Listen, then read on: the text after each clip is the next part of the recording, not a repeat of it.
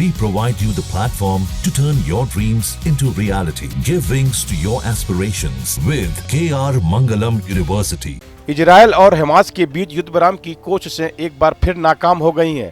दोनों पक्षों के बीच चल रही बातचीत किसी ठोस नतीजे तक नहीं पहुंच सकी।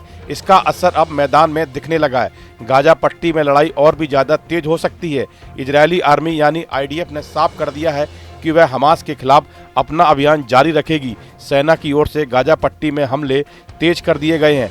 IDF का मकसद है हमास को पूरी तरह खत्म करना ताकि भविष्य में कोई खतरा न रहे। इजरायल की सेना हमास को गाजा के दक्षिणी शहर खान यूनिस के एक छोटे हिस्से तक सीमित रखने की रणनीति पर काम कर रही है। सेना का मानना है कि अगर हमास को इस इलाके तक रोका जाए तो बाकी गाजा पट्टी को उनके नियंत्रण से बाहर किया जा सकता है।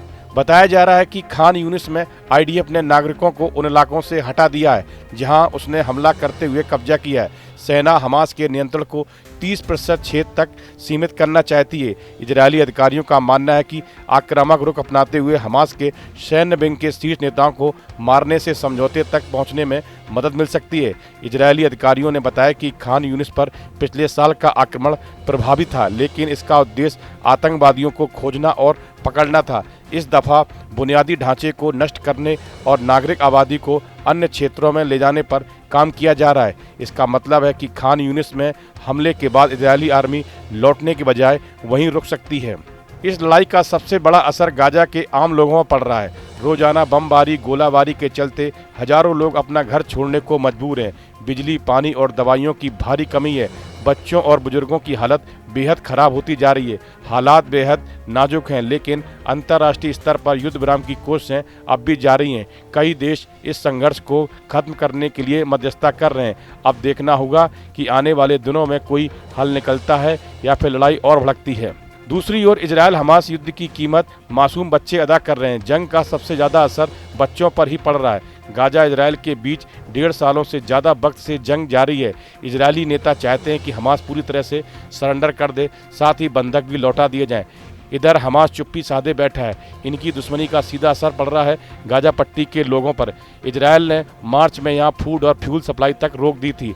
अब भारी दबाव के बाद हल्की राहत तो मिली है, लेकिन ये गर्म तवे पर पानी के छींटे जितनी है। संयुक्त राष्ट्र ने चेताया कि जल्द मदद ना मिली तो 48 घंटों में 14,000 बच्चों की जान जा सकती है। तो क्या वार क्राइम का आरोप लगाकर इजरायल को कमजोर कर सकता है UN, या केवल वार्निंग ही देता रहेगा?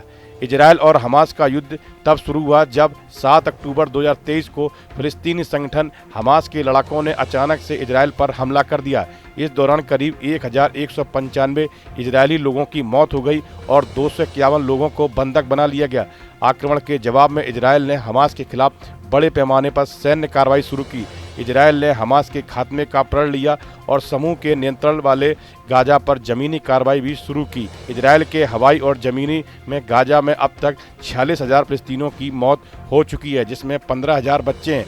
मानवाधिकार संस्था ह्यूमन राइट्स वॉच की नवंबर 2024 की एक रिपोर्ट के मुताबिक इजरायली सेना की कार्रवाई की वजह से गाजा की 90% आबादी यानी तकरीबन 19 लाख लोग विस्थापित हुए हैं। इस वीडियो में फिलहाल इतना ही। आप बने रहिए न्यूज नेशन के डिजिटल प्लेटफॉर्म के साथ। न्यूज नेशन अब व्हाट्सएप पर खबरों के ताजा अपडेट के लिए न्यूज नेशन के इस QR कोड को स्कैन करें।